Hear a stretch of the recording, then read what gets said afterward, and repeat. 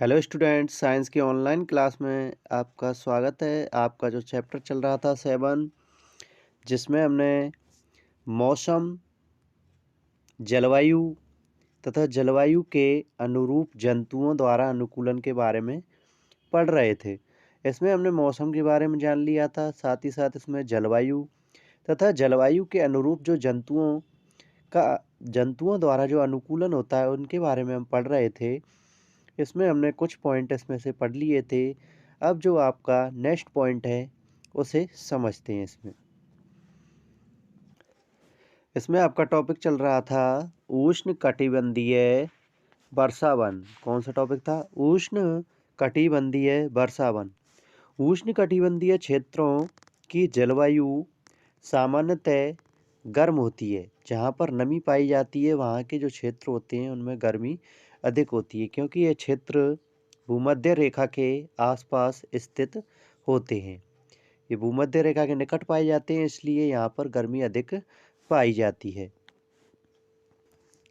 सबसे गर्म, सबसे सर्द महीनों में भी तापमान सामान्यतः 15 डिग्री सेंटीग्रेड से अधिक रहता है। यहाँ पर सर्दियों के महीनों का जो तापमान है 15 डिग्री सेंटीग्रेड से अधिक रहता है, और गर्मियों में जो तापमान होता है 40 डिग्री सेंटीग्रेड से अधिक होता है। वर्ष भर दिन और रात की लंबाई, यानी कि दिन और रात की जो लंबाई होती है वह लगभग बराबर मानी जाती है। यहाँ पर इन क्षेत्रों में प्रचुर मात्रा में वर्षा होती है। प्रचुर मात्रा में वर्षा होती है। इस क्षेत्र की एक प्रमुख विशेषता है कि उष्ण कटिबंधीय वर्षा वन है। इनको क्या नाम दिया गया है कि यहाँ पर प्रचुर मात्रा में वर्षा होती है, अधिक मात्रा में, इसलिए इनको गर्मी भी अधिक होती है और सर्दी भी अधिक पाई जाती है। इसलिए यहाँ पर इन वनों को एक नाम दे दिया गया था उष्ण कटिबंधीय वर्षा वन। उष्ण कटिबंधीय वर्षा जो वन होते हैं ये भारत में पश्चिमी घाटों और असम में पाए जाते हैं। कहाँ पाए जाते हैं? पश्चिमी घाटों और असम में पाए जाते हैं।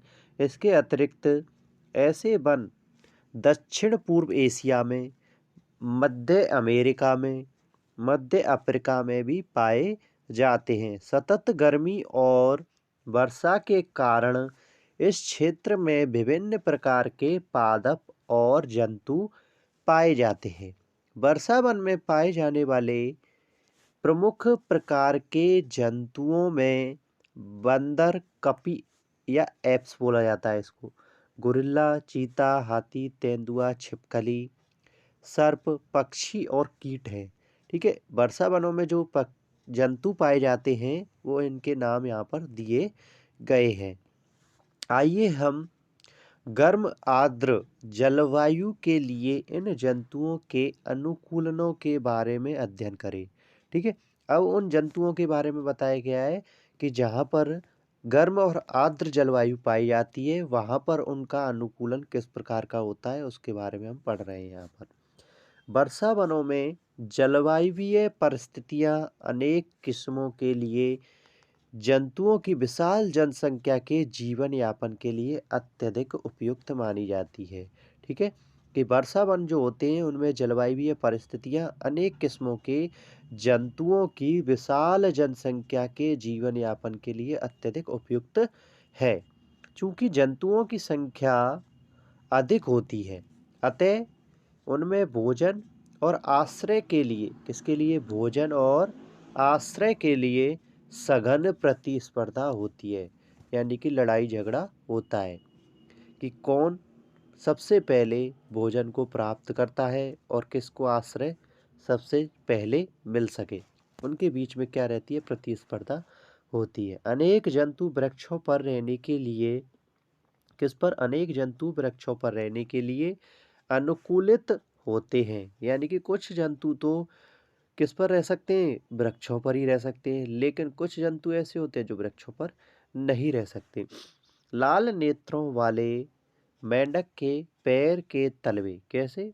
लाल नेत्रों वाले मेंढक के पैर के तलवे चिपचिपे होते हैं जो उन्हें उन वृक्षों पर चढ़ने में सहायता करते हैं। किस पर? उन वृक्षों पर चढ़ने में सहायता करते हैं जिन पर वे रहते हैं, यानी कि चढ़ने में सहायता करते हैं जिन पर वे रहते हैं। चित्र 7.7 में आपको एक लाल नेत्र वाला मेंढक का जो चित्र है वो दर्शाया गया है, जिसमें इसके जो तलवे हैं लाल रंग के होते हैं और कैसे होते हैं? चिपचिपे होते हैं, जो इसको क्या करते हैं? वृक्षों पर या पेड़ों पर चढ़ने के लिए सहायता प्रदान करते हैं। वृक्षों पर रहने में सहायता के लिए बंदरों की लंबी पूंछ होती है जो शाखाओं को पकड़ने में सहायता करती है। ठीक है, यह सहायक होती है। यानी कि वृक्षों पर रहने वाले जो जंतु हैं उनमें बंदर भी है। बंदर जो होता है उसकी लंबी पूंछ होती है, लंबी पूंछ उनको शाखाओं को पकड़ने में सहायक होती है। आगे देखते हैं क्या है इसमें।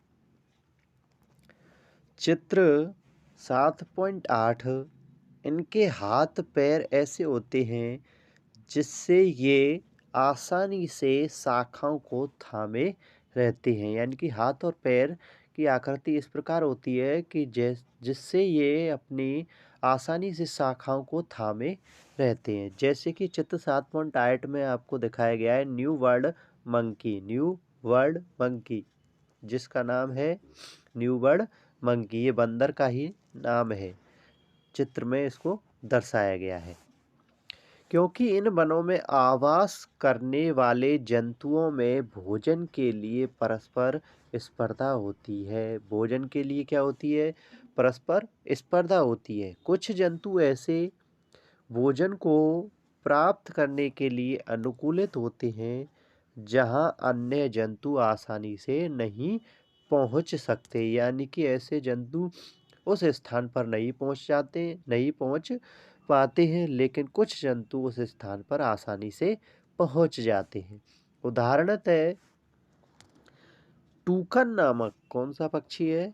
टूकन नामक पक्षी की लंबी बड़ी चोंच होती है जिसकी सहायता से वह ऐसी शाखाओं में लगे फलों तक पहुंच सकता है जो बहुत कमजोर होती है। यानी कि जो शाखाएं होती हैं बहुत ही कमजोर होती हैं। उस स्थान पर भी ये टूकन नामक पक्षी अपनी लंबी और बड़ी चोंच की सहायता से वहाँ पर लगे जो फल हैं उनको प्राप्त कर सकता है और उसका भार नहीं सह पाती है। शाखाओं की क्या वो होती है कि शाखाएं बहुत ही क्या होती है? कमजोर होती हैं, जिसके कारण यदि उन पर कोई भी जंतु या पक्षी बैठता है तो वो टूट जाती है। लेकिन ये जो पक्षी होता है इस भार इसका भार बहुत ही कम होता है, जिसके कारण वह आसानी से उन शाखाओं पर कमजोर शाखाओं पर बैठ सकता है और आसानी से अपने भोजन की प्राप्ति या फल की प्राप्ति कर सकता है।